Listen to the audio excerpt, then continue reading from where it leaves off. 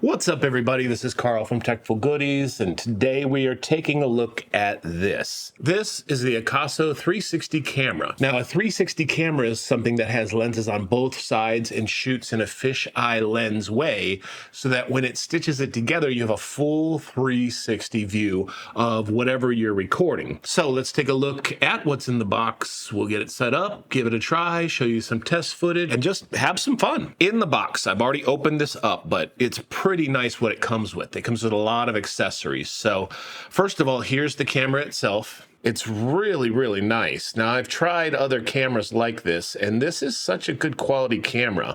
Now, the only thing you're going to note about this camera is that it's not waterproof. It is water resistant, so you can use it in the snow and the rain, but it's not 100% waterproof. But that's just something to keep in mind when using it. So anyway, on the side, you have your USB connection. This is where your battery goes, and your microphone, and then the two lenses. As you can see here, there's one lens on this side and another lens on the other side. Also in the box, you get, surprisingly enough, 3 batteries. I know there's only 2 here on my desk because there's one in the camera. 3 different batteries, and that way you can kind of always switch out the batteries to make sure you have something charged. You can charge it while it's in the camera too, but they also provide this little charger. Just open it up, slide your batteries in, close it, and they also give you a little cable right here. Plug it in, and you can see now the little blinking lights show you that both of them are charging. So that's awesome to have those extra batteries, because when it is out and you want to go shoot, you just want to be able to use it.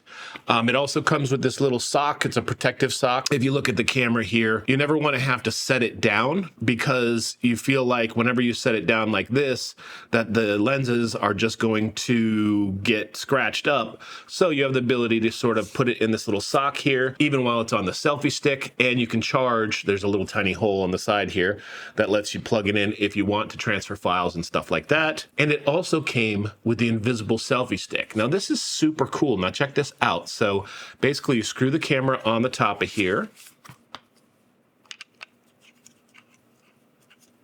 and traveling like this, take it off when you're ready to use it, and look how long this thing goes. It goes all the way over here to my camera. This is crazy how tall this goes up for such a small little compact thing. And then right back down into sort of handheld travel mode. So let's take a look at the screen here. So you can see you have a front preview of the camera. You can swap it around if you want to have the other camera being the main sort of preview. So you have different modes on the camera here. You can check out the different modes, but in order to change it, you just kind of slide your finger across here. In order to change it, I'm going to put it back to video mode. Swipe up to go back to the main screen. Okay, and then click this down here to look at the resolutions. So you have different resolutions. You have 5.7K 30. That's 5.7K 30 frames per second. That's sort of the highest resolution.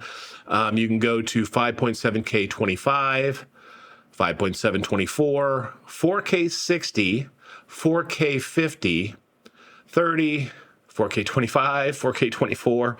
So you have all those different modes. And again, they do have this little button here so that you can switch it around and see the front camera, selfie camera versus the front camera. And then in order to record, there is a button right here, right? So this is the power button, but the record button is this big button right here. So I hit record, and it's recording. You can see it in the top right corner. So if I take this and just put it here, now you're actually seeing me on the camera.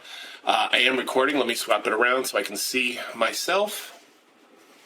There we go. Put it down a little bit, bring it a little bit closer. So basically, now I'm recording the whole room as I'm filming here, so I can go ahead and use their software to flip it around and show you different parts of my room. If I want to, I can bring it all the way out to where it was before. And just because it's all the way out there doesn't mean I'm not getting the full 360 up, down, left, and right view. This is very angled and tilted, but you can still see me in there. And bringing it back and shutting her down.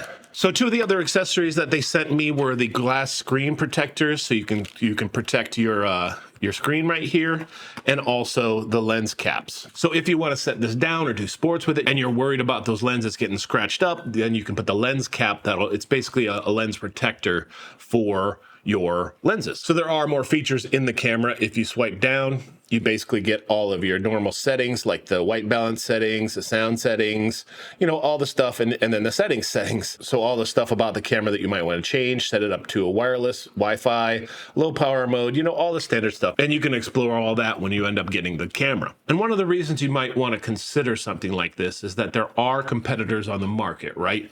But this is as good of quality as some of the competitors on the market for a really good price. It's kind of like your beginner entry level 360 camera. You know, you don't want to pay $500-600 for a camera. You kind of want to keep this sort of in your range of what you want to spend. So definitely, I will leave the link down below. You can check that out. So let's go ahead and look at some samples. I think that's the most important part of any camera. I always say that.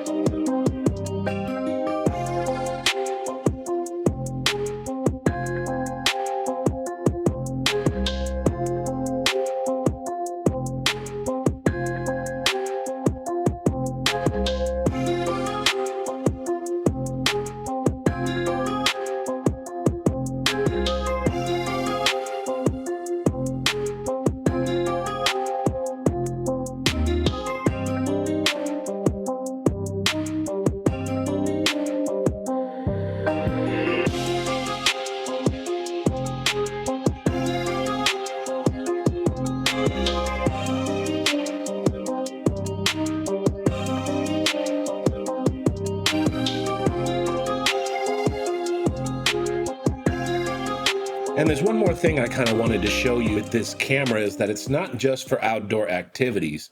If you have one, you can actually use it to look into places that are hard to get to. And then I also wanted to kind of look behind the shed that's in my backyard. It's an area that I can't squeeze into. And I kind of wanted to take a look at the shape of how the bottom of the shed was, make sure that it was structurally sound, and then you can control it in the software and have a full 360 view. So I thought that footage turned out great. Of course, there are different times where any of the 360 cameras might not work well. Basically, any camera, unless you have very specific cameras for the situation, like low light, sometimes that's difficult to capture. So hopefully that footage gave you a good idea of kind of what this is able to do. So once you've taken your footage, the next thing you want to do is bring it onto your computer. So the way that that works is you just hook it up through USB, or you can use their iPhone app to import it and start to edit it there. So hopefully this helped you out. If it did, give me a like, give me a subscribe. I'd love to see you back. But until next time, this is Carl from Techful Goodies, and I'm out.